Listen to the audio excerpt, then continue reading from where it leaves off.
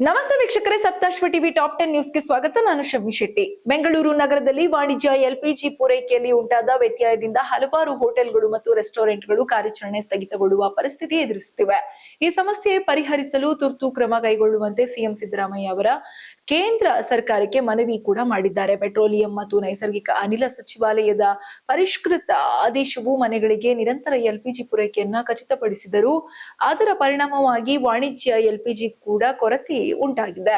ಇನ್ನು IOCL, HPCL ಮತ್ತು BPCL ಕಂಪನಿಗಳಿಂದ ದಿನನಿತ್ಯ ಪೂರೈಕೆ ಆಗುತ್ತಿದ್ದ ಸಿಲಿಂಡರ್ಗಳಲ್ಲಿ ಹಠಾತ್ ಅಡಚಣೆ ಉಂಟಾದ ಕಾರಣ ನಗರದ ಹೋಟೆಲ್ಗಳು ಮತ್ತು ಮೆಸ್ಗಳಿಗೆ ತೀವ್ರ ಸಂಕಷ್ಟ ಎದುರಾಗಿದೆ.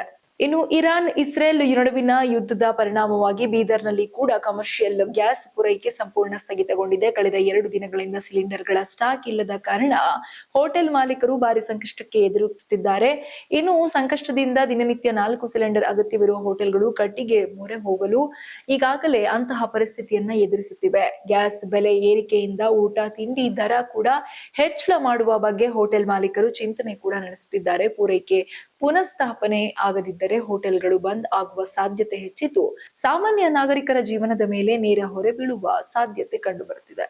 ಇಸ್ರೇಲ್ ಇರಾನ್ ಅಮೆರಿಕ ಯುದ್ಧದ ಪರಿಣಾಮವಾಗಿ ವಿಜಯಪುರದಲ್ಲಿ ಎಲ್ಪಿಜಿ ಗ್ಯಾಸ್ ಪೂರೈಕೆಯಲ್ಲಿ ವ್ಯತ್ಯಯ ಉಂಟಾಗಿದೆ. ನಗರದ ಜಮಖಂಡಿ ರಸ್ತೆಯ ಗ್ಯಾಸ್ ಬಂಕ್ಗಳಲ್ಲಿ ಆಟೋ ಚಾಲಕರು ಕಿಲೋಮೀಟರ್ಗಳಷ್ಟು ಉದ್ದವಾದ ಸರತಿಯಲ್ಲಿ ನಿಂತು ಗ್ಯಾಸ್ ತುಂಬಿಸಿಕೊಳ್ಳುತ್ತಿದ್ದಾರೆ. ಗ್ಯಾಸ್ ಸಿಗದೆ ಬದುಕಿನ ಚಿಂತೆಗೊಳಗಾದ ಆಟೋ ಚಾಲಕರು ದಿನನಿತ್ಯದ ಸಂಚಾರಕ್ಕೆ ತೀವ್ರ ಸಂಕಷ್ಟ ಅನುಭವಿಸುತ್ತಿದ್ದಾರೆ. ಪೂರೈಕೆ ಪುನಃಸ್ಥಾಪನೆ ಆಗದಿದ್ದರೆ ಆಟೋ ಚಾಲಕರ ಜೀವನೋಪಾಯದ ಮೇಲೆ ಗಂಭೀರ ಪರಿಣಾಮ ಬೀರುವ ಸಾಧ್ಯತೆ ಇದೆ. ಇನ್ನು ಭಾರತದ ಪ್ರಭಾವ ಜಾಗತಿಕ ಮಟ್ಟದಲ್ಲಿ ಹೆಚ್ಚುತ್ತಿರುವುದನ್ನ ಯುಎಇ ರಾಯಭಾರಿ ಹುಸೇನ್ ಹಸನ್ ಮಿರ್ಜಾ ಅವರ ಹೇಳಿಕೆ ತೋರಿಸುತ್ತದೆ. ಅವರು ಅಭಿಪ್ರಾಯಪಟ್ಟಂತೆ ಪ್ರಧಾನಮಂತ್ರಿ ನರೇಂದ್ರ ಮೋದಿಯೊಬ್ಬರ ಫೋನ್ ಕಾಲ್ ಕೂಡ ಇಸ್ರೇಲ್ ಮತ್ತು ಇರಾನ್ ನಡುವಿನ ಯುದ್ಧವನ್ನ ನಿಲ್ಲಿಸುವ ಶಕ್ತಿ ಹೊಂದಿದೆ. ಇತ್ತೀಚಿನ ಇಸ್ರೇಲ್ ಭೇಟಿ ಮತ್ತು ಇರಾನ್ನೊಂದಿಗೆ ಗಾಢವಾದ ಬಾಂಧವ್ಯವು ಭಾರತವನ್ನ ಶಾಂತಿಯ ಸಂದೇಶ ನೀಡಬಲ್ಲ ರಾಷ್ಟ್ರವಾಗಿ ರೂಪಿಸಿದೆ. ಇನ್ನು ಬೆಂಗಳೂರಿನ ಮಾಗಡಿ ರಸ್ತೆಯ ಚೋಳರಪಾಳ್ಯದಲ್ಲಿ ಕರುಣ್ ತಿವಾರಿ ಎಂಬಾತನ ಕೆಟಿಎಂ ಡ್ಯೂಕ್ ಬೈಕ್ ಕಳ್ಳತನವಾಗಿದೆ. ಬೈಕ್ ಮಾಲೀಕ ಶೋರೂಮ್ನಲ್ಲಿ ಸೇಲ್ಸ್ ಮ್ಯಾನ್ ಆಗಿದ್ದು ಮನೆ ಮುಂದೆ ನಿಲ್ಲಿಸಿದ್ದ ಬೈಕ್ ಕಳ್ಳತನವಾಗಿರುವುದು ಸಿಸಿಟಿವಿ ದೃಶ್ಯಾವಳಿಯಲ್ಲಿ ಸ್ಪಷ್ಟವಾಗಿದೆ. ಈ ಸಂಬಂಧ ಕರುಣ್ ಅವರು ಕೆಪಿ ಅಗ್ರಹಾರ ಪೊಲೀಸ್ ಠಾಣೆಯಲ್ಲಿ ದೂರು ಕೂಡ ದಾಖಲಿಸಿದ್ದು ಸಿಸಿಟಿವಿ ಆಧಾರದ ಮೇಲೆ ಕಳ್ಳನ ಪತ್ತೆಗಾಗಿ ಈಗಾಗಲೇ ಪೊಲೀಸರು ಬಲೆ ಬೀಸಿದ್ದಾರೆ. ಇನ್ನು ಶಿವಮೊಗ್ಗ ಸೂಳೆಬೈಲ್ ಮೂಲದ 30 ವರ್ಷದ ರುಕ್ಸಾಲ್ ಫಿರ್ದೌಸ್ ಅವರನ್ನು ಪೊಲೀಸರು ಬಂಧಿಸಿದ್ದಾರೆ. ಶಾದಿ ಮಹಲ್ಗಳಲ್ಲಿ ನಡೆಯುತ್ತಿದ್ದ ಮದುವೆಗಳಲ್ಲಿ ಚಿನ್ನಾಭರಣ ಕದಿಯುತ್ತಿದ್ದ ಈ ಮಹಿಳೆಯಿಂದ 18 ಲಕ್ಷ ರೂಪಾಯಿ ಮೌಲ್ಯದ 120 ಗ್ರಾಂ ಚಿನ್ನಾಭರಣ ಈಗಾಗಲೇ ವಶಪಡಿಸಿಕೊಂಡಿದ್ದಾರೆ. ತುಂಗಾನಗರ ಪೊಲೀಸ್ ಠಾಣೆಯಲ್ಲಿ ದಾಖಲಾಗಿದ್ದ ಹಲವು ಪ್ರಕರಣಗಳ ತನಿಖೆಯೂ ಕೂಡ ಭಾಗವಾಗಿ ಎಸ್ಪಿ ನಿಖಿಲ್ ಅವರ ನಿರ್ದೇಶನದಲ್ಲಿ ಇನ್ಸ್ಪೆಕ್ಟರ್ ಕೆಟಿ ಗುರುರಾಜ್ ನೇತೃತ್ವದ ವಿಶೇಷ ತಂಡ ಆರೋಪಿಯನ್ನ ಪತ್ತೆ ಹಚ್ಚಿ ಬಂಧಿಸಿದ್ದಾರೆ.